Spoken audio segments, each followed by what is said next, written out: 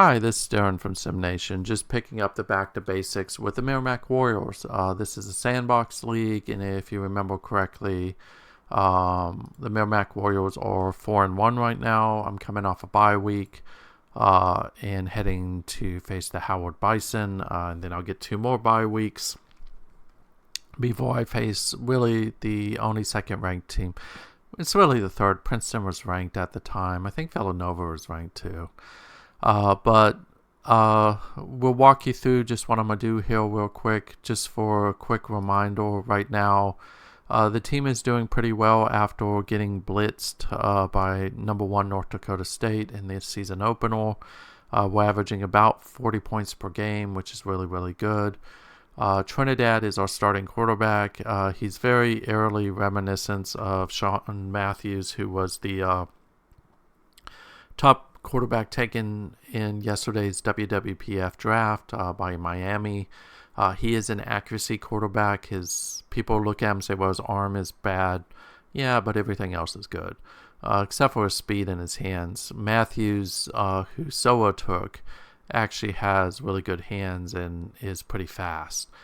So not only is he an accuracy quarterback, but he can actually move around in the pocket, whereas Trinidad really can't.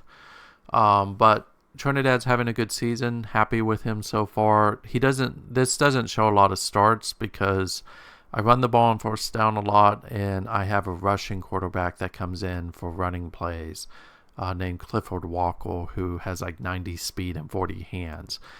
Makes sense to put him on the field. But all in all, outside of the Alcorn State game, Trinidad's been averaging over 250 yards per game. And he's not making a whole lot of mistakes. Now, of course, I said that, and he's probably going to make a lot of mistakes. Rushing the ball, you can see he'll. These two guys were running backs in the North Dakota State game. Right after that game, because it was such a huge monumental loss, I switched them over to defense, and now they are 2 of my starting cornerbacks. But you can see Rowling, Stinson, and Schmidt are having a good season. They're getting the ball working. Now, the offense for Merrimack, if you remember, is a short passing attack. It's a West Coast variant offense, where what I'm trying to do is use plays that get the ball to receivers in space to let them try to get yards after catch. If you remember correctly, my receivers are not very good at Merrimack. I don't really have anybody who's fast, and I have a lot of people who have problematic hands. Now, what I do have a lot of is agility. So that's one of the reasons why I'm trying to pick plays that generally will get them open in space. Defensive-wise, the defense is doing okay. It's not great, honestly, but as you can see here is Nieto, who's one of those running backs who moved over, is got the type of target to catch allowed ratio that I want to see. So my defense, not spectacular, but they're doing good for what I'm asking them to do. I won't have a lot of interceptions, mostly just because that's not the style of defense I'm playing right now. If we look at the team I'm taking on, Howard, they're not doing well this season. They have been shelled. Of course, they're playing a lot of ranked teams. I'm going to probably focus on this game more than others, or this game, just to see what they're actually trying to do. And what you see here is they're playing essentially a medium to short passing game. So I need to think about that. And they do run the ball, but they don't seem to run the ball that often. So you see here 44 passes, 29. So it's really about 60% pass, 40% running the ball. When they run the ball, they run the ball outside. When they're passing, they're throwing the ball to the outside. It's just a medium to short route. So I do need to factor that in. The quarterback does look like he completes a lot of passes. He does look blitzable from what I saw. I did watch the game of Lamar that they won. I feel like I could lead my team like it is right now, and I probably could win. But I'm not going to do that. So I'm going to look at my depth chart real quick, and I'm just going to see I might want to make some changes. Offense-wise, I'm on the wrong team, of course. Let's go back here. wrong team entirely. Offense-wise, I don't think I want to make any changes. At least not in my rushing package. I think my rushing package is fine. I may want to move wide receivers around. So Schultz is normally Hill. We're going to probably put McCurry there. We're going to move Schultz, Hill. And what I'm trying to do is I'm trying to prevent the CPU from keying in on Schultz. McCurry sounds about right where he is. We're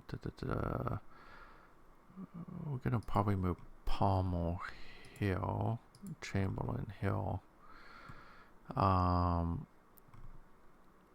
Where's Chamberlain? There you are. I don't think I need to make any other changes though. Defensively, because they are throwing the ball shorter, I'm probably going to move Nieto oval as soon as I find him.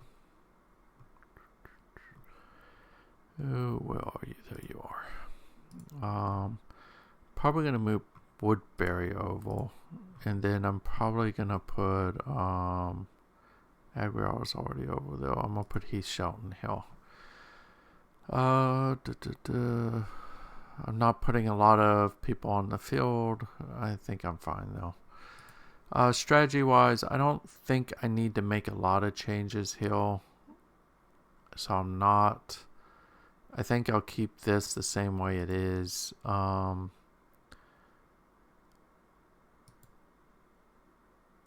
I feel like they're running a lot of man. We'll leave it at blitz. We'll change this over to medium passing. I don't want to change focused. We'll leave that alone. One of the things I'm just struggling with is I feel like I should make a little bit of a change in order to make my offense hum a little bit better. I'm going to leave my playbooks alone for now. Let's go to recruiting. I think just because, regardless of the result, I'm going for the win, so I don't really think I need to make changes here. Just go ahead and do this. I don't need to differentiate here yet. With recruiting, I'm just pumping points in at this point to try to get some of these people to commit. Again, this is an FCS league, so 5 stars. There are no teams that really have huge prestige in this league right now. And I think we're good. So I'm going to go ahead and sim and see what happens.